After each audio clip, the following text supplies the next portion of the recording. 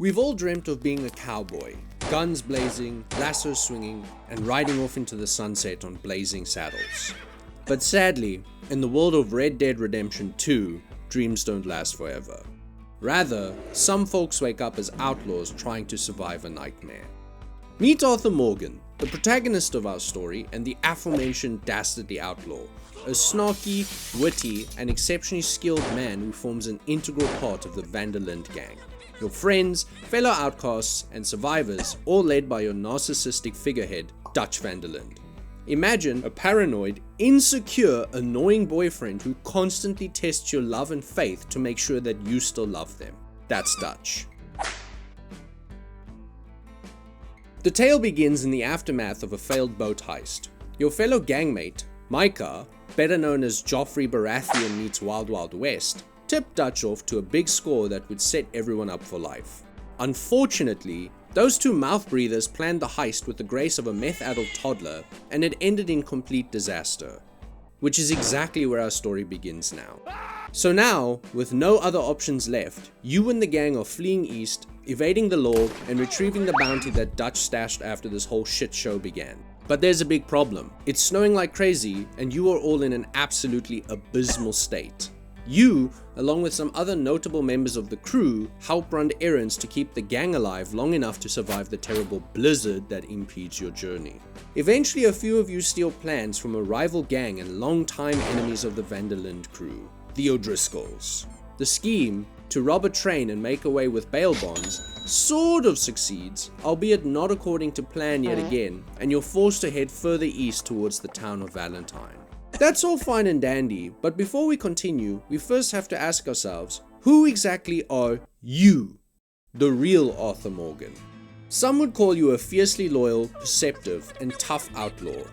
Others would describe you as a brutally violent, sarcastic smartass with questionable morals. What you do know is that this gang is your life, and you've been riding with them ever since Dutch and Hosea Matthews took you in at the age of 14. You're basically Joel from The Last of Us, but less depressed, emotionally torn, and with a penchant for smoking. This will be a factor later, trust me. You and the gang do your best to stay afloat, doing petty crimes at first to make enough money for the essentials. You even go so far as to help out by doing debt collection for the local loan shark, Herr Strauss. It's all going relatively smoothly, with only a slight hiccup.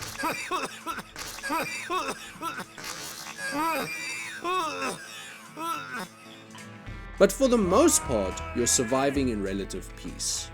Unfortunately, just like the clap, problems don't go away that easily, and not long after, fate begins to rear its ugly head.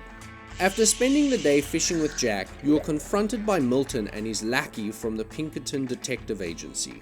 They offered to cut you a deal. Your freedom in exchange for Dutch's. Anyone with half a brain could tell you that people who look like they got leprosy from touching rats inappropriately are probably not to be trusted though, and you quickly inform Dutch that the gang is closer to being caught than you had previously thought. A few days pass, and you and John Marston have the bright idea to steal and sell some local sheep from a local successful rancher. Holy shit, does desperation make people stupid though, because you waited all of 5 fucking minutes to sell the sheep. What could go wrong? You give me 25% kickback, and I won't say nothing to nobody. While waiting for the sale to go through, you decide to meet up with Dutch for a drink to relax. Luckily, Dutch is not a wanted and well-known criminal, whilst it would be incredibly stupid for him to show his face in Valentine. Oh wait! Van der Linde! You don't know me, but you keep robbing me! Meet Leviticus Cornwall, the man whose train you all robbed literally just a few days back. Cornholio's goons are holding John and Strauss hostage, and you show them why everyone calls you Magic Finger. Oh. This results in a shootout as the 4 of you blast your way out of Valentine and flee to tell everyone it's time to pack up and leave. Naturally, it's up to everyone but Dutch to fix the problems his narcissistic delusions of grandeur keep making. So now you and Charles find a new spot to set up camp, and the gang is headed in the direction of Rhodes where they can lay low and plan their next steps. Everyone quickly gets a lay of the land, staying out of trouble so that you can all figure out what to do next to survive here. That lasts for a solid 3 fucking days before someone comes up with the 2000 IQ idea to rob the Bank of Valentine and bring even more attention to yourselves. Old habits die hard, I suppose. Despite the past few smooth brain decisions made, you and a few others help the Sheriff of Rhodes, and you quickly learn about an ages-long bitter feud over a massive stash of missing gold between two local prominent families, the Greys and the Braithwaites. Dutch orders everyone to con both sides until you can manage to find the stash. Surely yet another plan by Dutch that will not result in absolutely disastrous consequences for everyone involved. I could have told you. Meanwhile, Micah, sets up a truce between Dutch and Colmo Driscoll. You know, the man in charge of your bitter rivals. What? Unsurprisingly, the deal is all a load of...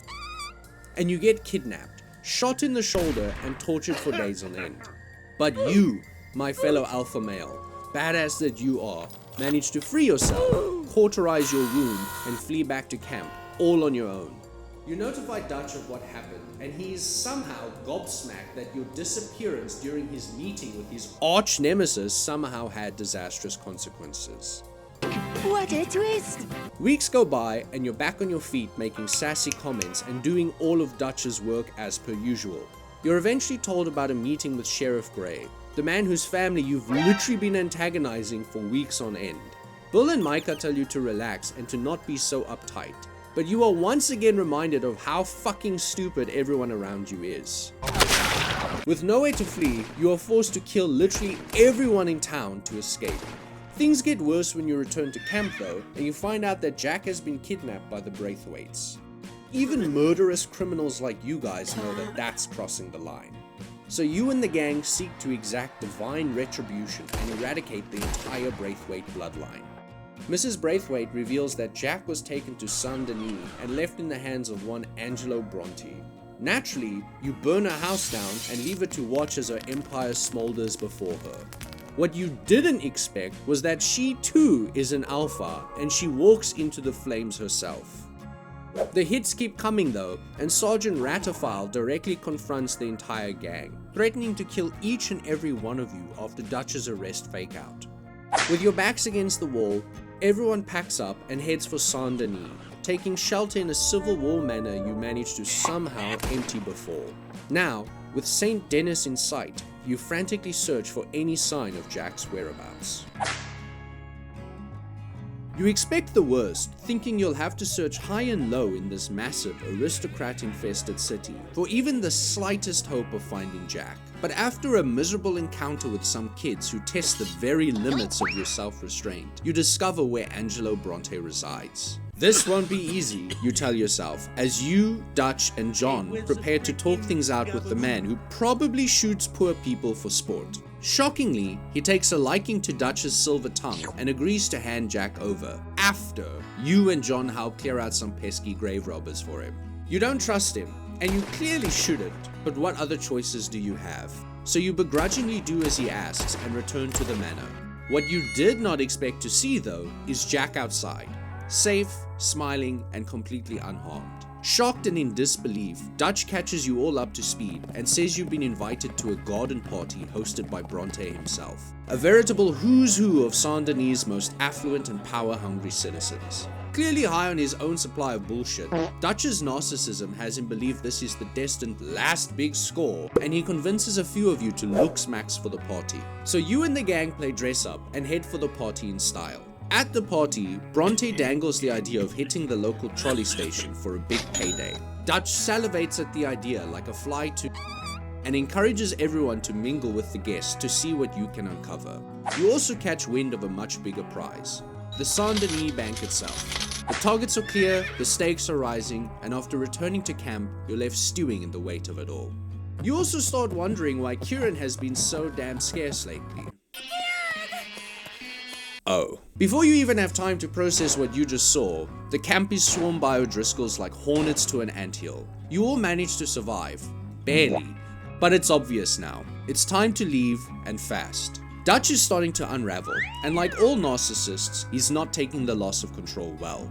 He soon starts lashing out at everyone. The gang, his girl, and even you. You know, the guy who does all of the fucking work around here while he fantasizes about eating mangoes in Tahiti. Desperate to reclaim control, he urges the trolley station heist, convinced the payout will set everyone up for life and bring you all back into the fold. But Dutch isn't the only megalomaniac in Saint-Denis. Bronte, the slimy, conniving, and obviously untrustworthy snake that he is, played Dutch like a fiddle. It was all a setup. Who could have guessed that the smug aristocrat who constantly sneered at the sight and sound of all of you might not have been totally sincere? Things are looking grim for the gang, and Dutch's mask is really starting to slip now, even going so far as to almost get you killed by a mega crop. He tries to hide his thirst for revenge and disdain of being manipulated, but you all are starting to see through the cracks. Despite that, he still manages to convince you all that killing Bronte is the only way forward, and everyone begrudgingly does as he asks. You pull some SEAL Team 6 maneuvers to sneak into his manor, and after a wild shootout, manage to capture Bronte. Then you see it. The real Dutch. Not the philosopher, not the fake freedom fighter, just a vain sadist hiding behind big words until they stop serving him. You and John are more worried than ever, and tensions build as you all set up for the bank heist. This is it. The big day. You're all set up and ready to hit the big one. Things are going relatively smoothly, and you feel a sense of relief over the thought of a peaceful future. Then, you discover an army of Pinkertons outside. Agent Milton is holding Hosea hostage, and in a moment that could even rival the greatest Game of Thrones tragedies, Hosea gets shot in cold blood. Forced into a long and arduous shootout, what's left of the gang manages to flee, eventually slipping aboard a boat headed for Cuba and hoping to lay low. Things are grim. It feels like you're drowning, watching your life crash and tumble amidst the waves of chaos.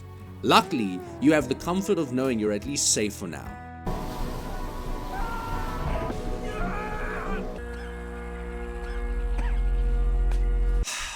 Never mind.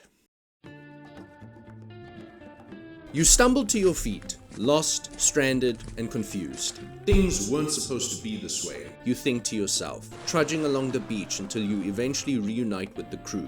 Miraculously, they all survived, but the hugging is cut short as you are all arrested by local law enforcement. Or more accurately, slave overseers, as it's revealed that you have been stranded on the island of Guarma, a tropical gulag run by one Alberto Fossar and his gang of Nancy boys. You're freed by one Hercule Fontaine, a Haitian rebel and smuggler who offers you a deal. Help free his men and disrupt Fossar's operations in exchange for safe passage back to America. You agree because, well, what choice do you have really? And Dutch once again shows his true colors by strangling an unarmed elderly woman, breaking his code against cold-blooded murder. His weak excuses don't work this time though, and the illusion is fading.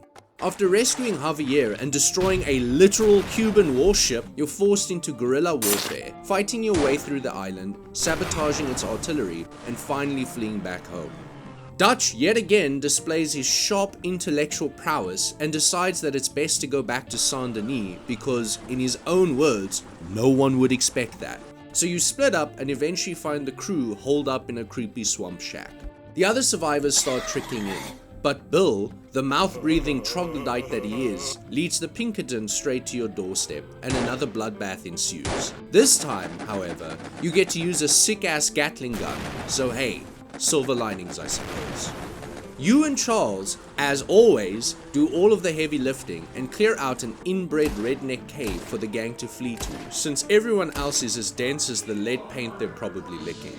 Tensions rise and a rift starts to develop within the camp between those loyal to Dutch and those who don't eat crayons for breakfast, and you secretly meet up with Sadie behind Dutch's back to free John Marston from his imprisonment. And that's when it hits you. You are a sick man, Arthur Morgan. A very sick man indeed. Yup, you're dying. Not existentially, no. Tuberculosis. And all that chain smoking sure as hell didn't help things. I told you it was important. After a little pick-me-up of most likely liquid cocaine, you help scout out the prison to see if John is still alive, before you and Sadie spring him out in an elaborate prison break. Naturally, Dutch is pissed you acted without his say-so, and it's abundantly clear he wanted John to die. Worse than that though, Micah, sycophant that he is, has now become his one and only confidant.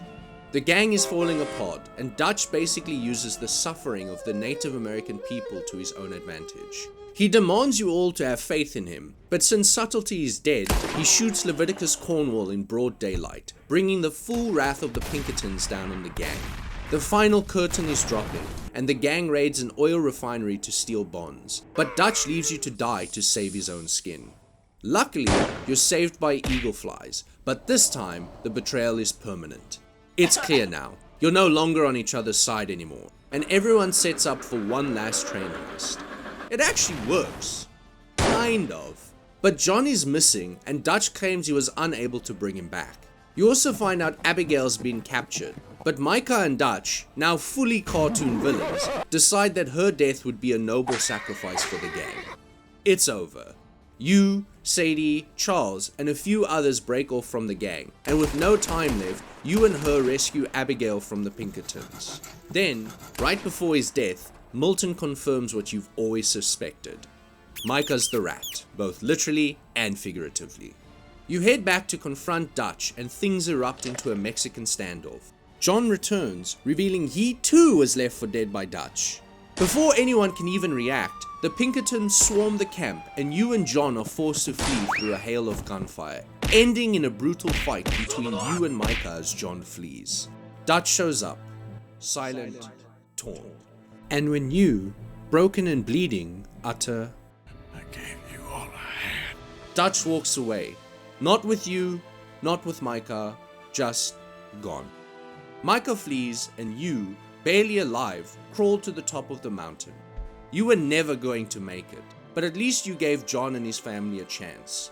And in the end, all you can do is bask in the beauty of nature. Warm, peaceful, breathless.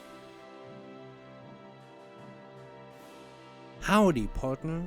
Why not pretend it's Micah and Dutch's skull and smash that like and subscribe button? It's what Arthur would have wanted.